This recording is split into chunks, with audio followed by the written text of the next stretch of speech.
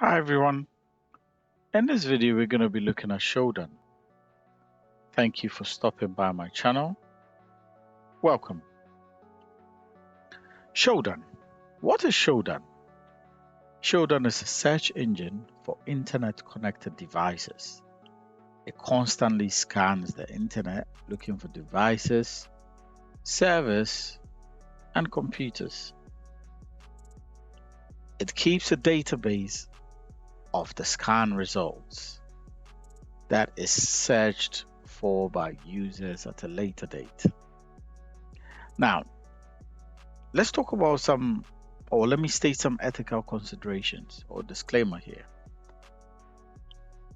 You should not act on the information gained through Shodan by attempting to connect to, access, or exploit any system, service, or internet connected device, as these actions could be in violation of the Computer Misuse Act 1990. If you do not know what that is, I suggest you Google it and read it carefully, because it's your responsibility to ensure that you're fully aware of your local legislation before continuing with this video or continuing with this lab. That being said, let's move on to some fun facts about Shodan. As I said, it's a search engine used to source internet connected devices. So you're talking servers, routers, smart devices, webcams. So all these devices come under Internet of Things, or IoT devices, as you may call them. Now, just like most search engines, like Google, Google is so powerful that we've had to make it a verb. So if someone needed something, or if someone was searching for something or needed some piece of information, we say to the person, Google it.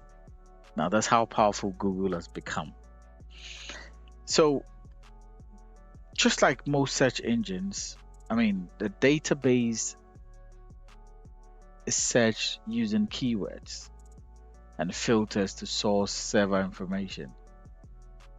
It even goes to the extent of giving the location, the vulnerable services on those internet connected devices. So if you had a computer that was unpatched, that was out of date,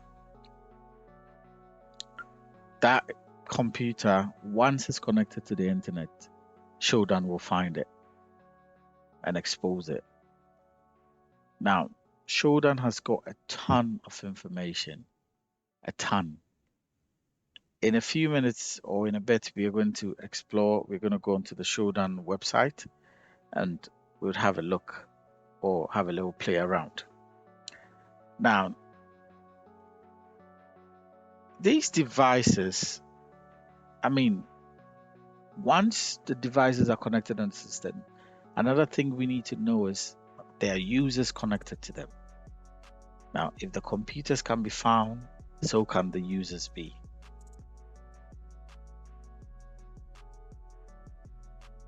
The use of Shodan by red teamers, or an attacker, if you may call it, it's quite easy and it's quite frequent.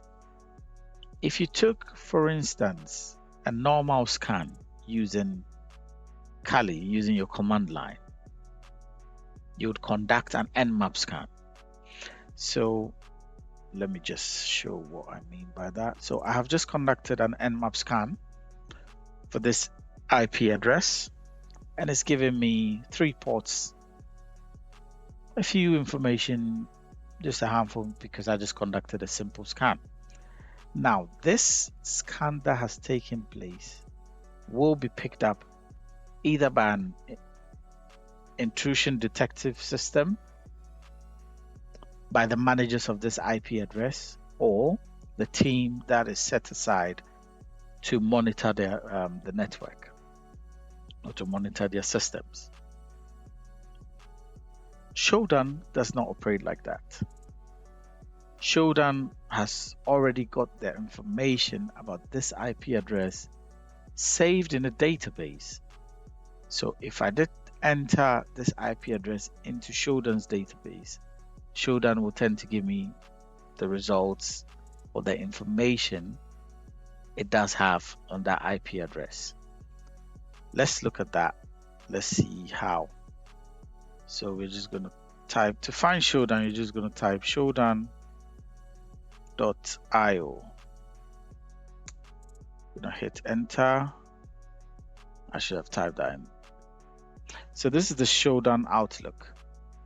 This is how it looks like. So if you look at the top here, you've got maps. Okay, so this, you need to have an account to be able to access it. Images, you need an account. Monitoring, you also need an account. You need to set up one now.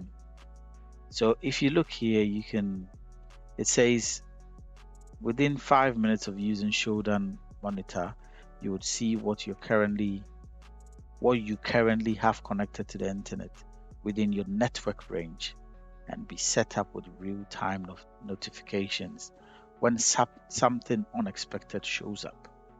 So in as much as Shodan is used to find information about users or targets, it is also, it's like a double-edged sword. It can help you as well. It helps organizations keep track or have a look at what information of theirs is out there and how to protect it. So let's go to, we're just going to go to the main. So there we have it. We're going to run a search on the IP address that I ran the nmap on. So I'm just going to copy that. Saves me from typing it. And I'm just going to paste that in there. And I'm going to hit the search button. Now straight away, that was what, less than 10 seconds or less than 5 seconds, I would say. We've got the IP address that I did enter there. Your regular view, raw data history. We're going to scroll down. Now, on the left-hand side, you've got general information. On the right-hand side, you've got open ports.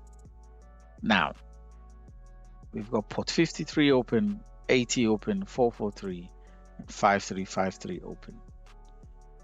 From the information gathering, we know that this IP address is in the United States. It's in the city of San Francisco. You've got organization name, which is Cisco Open DNS LLC. Internet service provider is the same. And you've got your ASN number. Now on the right hand side, this information here tells us that that IP address is being run on NGIX server. We've got a date, you've got a date and a time. We've got a connection, it says keep alive. We're just gonna click on the port 53 and it takes you down to, so on here it says recursion enabled. I think TCP also has got the same. So there you have it. That is how easy and quickly you can get information using Shodan. So it is very important to know how easy it is to access OSINT. This video is a follow-on video for our series for open source intelligence. It is very important, hence you need to be mindful of the things you put on the internet, the devices you connect to the internet, because Shodan will find you. If you like this video, give it a thumbs up, kindly subscribe to my channel, for more relevant videos.